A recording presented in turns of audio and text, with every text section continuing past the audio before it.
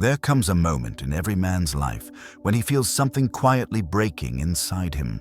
Not in a dramatic way, not with shouting or confrontation, but in silence.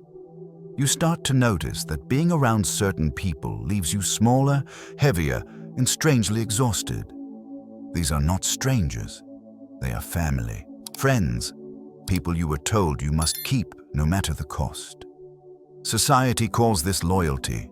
Stoicism calls it a dangerous mistake, because peace that requires self-betrayal is not peace at all. And relationships that demand you shrink, stay silent, or endure disrespect are not relationships. They are emotional debts. The Stoics understood a truth most people avoid. Closeness does not excuse harm.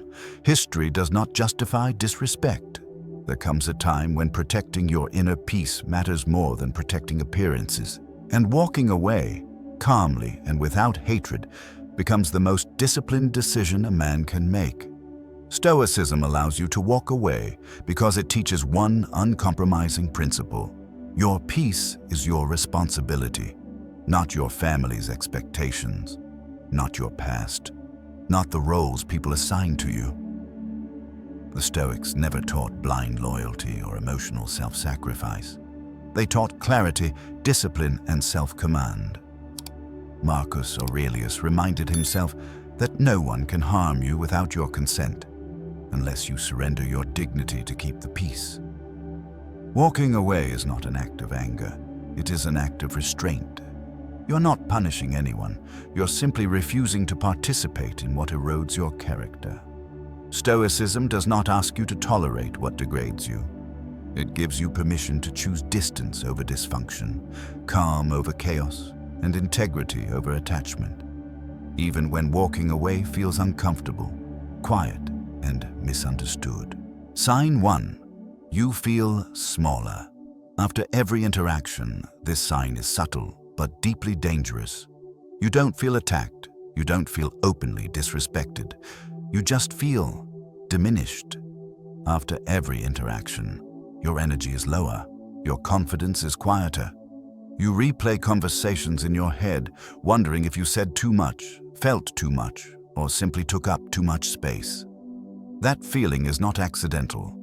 It is your nervous system recognizing a pattern your mind keeps trying to justify.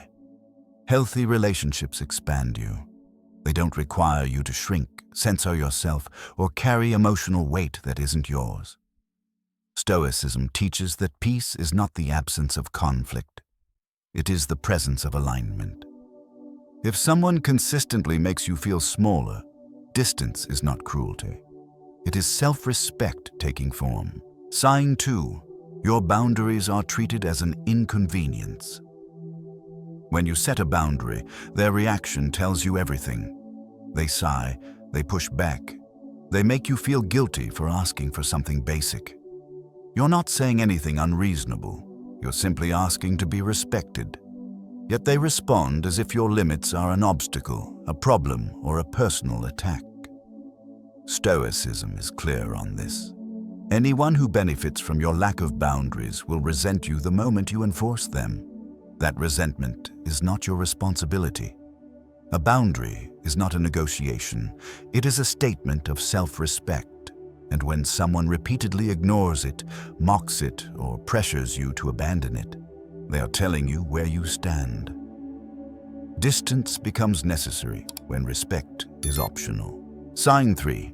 They only show up when they need something. Pay attention to timing. They disappear when life is calm. They resurface the moment they need help, support, or access to your time and energy. The connection feels one-sided. You give presence, they give absence, until it benefits them to return. This is not closeness. It is convenient. Stoicism teaches that character is revealed through consistency, not words. Anyone can sound caring when they need something. Very few remain present when nothing is required. A relationship built on need is not a relationship. It is a transaction. And the transactions end when the cost becomes too high. You are not obligated to stay available to people who only value you when it serves them. Distance restores balance where generosity has been exploited. Sign 4. You are always the one. Explaining yourself. Notice how often you have to justify your feelings, your decisions, or your boundaries. You explain calmly, you choose your words carefully, and still you are misunderstood, or worse, dismissed. This is not a communication problem, it is a respect problem. In healthy relationships, understanding is not extracted through effort, it is given freely. When someone constantly demands explanations, they are not seeking clarity. They are testing how much control they have over you. Stoicism teaches that dignity does not require constant defense. The right people don't need repeated explanations to treat you well. If staying connected means endlessly defending your right to feel, choose, or exist as you are, distance becomes wisdom. Sign 5. They disrespect you disguised as honesty. It often starts with a sentence meant to sound harmless. I'm just being honest. I'm saying this for your own good. But honesty without care is not honesty. It is aggression wearing a moral mask. These comments cut, belittle, or undermine you, then shift the blame onto your reaction. If you feel hurt, you're called sensitive. If you push back, you're told you can't handle the truth. Stoicism draws a clear line here. Truth is meant to clarify, not dominate. When someone repeatedly uses honesty to diminish you, they are not helping you grow. They are asserting power. A Stoic response is not confrontation, it is withdrawal. You don't argue with disrespect, you remove access to it. Sign 6. They never take responsibility. Pay attention to what happens when something goes wrong. There is always an explanation, an excuse, a reason why it was never really their fault. They may apologize, but nothing changes. The same behavior returns. The same patterns repeat. Stoicism teaches that words mean nothing without correction. Character is revealed not by apologies, but by accountability. When someone refuses responsibility, they also refuse growth. And when growth is impossible, harm becomes predictable. This is why the Stoics observed patterns, not promises. A person who cannot own their actions will always find a way to justify hurting you again. You do not owe patience to repeated irresponsibility. Distance is not punishment. It is prevention. A calm, disciplined choice to stop exposing yourself to what will not change.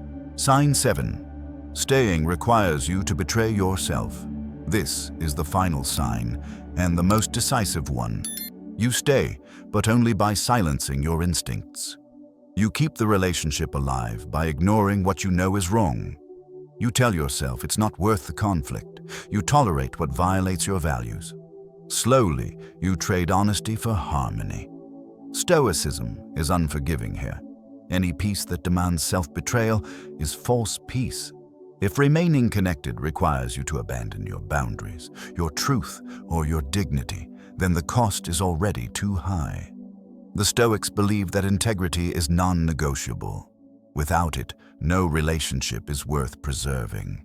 Walking away in this moment is not emotional, it is disciplined, it is clarity in action. You don't need to hate anyone to walk away. You don't need revenge, explanations, or closure. Stoicism never asked you to carry resentment, only clarity. If you recognized even one of these signs, take it seriously. Not emotionally, calmly, with discipline. Walking away is not abandonment, it is alignment. It is choosing integrity over familiarity, peace over obligation, and self-respect over guilt. The Stoics understood that life is too short to be spent managing dysfunction. Your energy is finite, your attention is valuable, and your inner peace is non-negotiable. Some people are meant to walk with you, others are meant to teach you where your boundaries must stand. Let go without drama, step back without hatred, because the moment you protect your peace, you reclaim your power.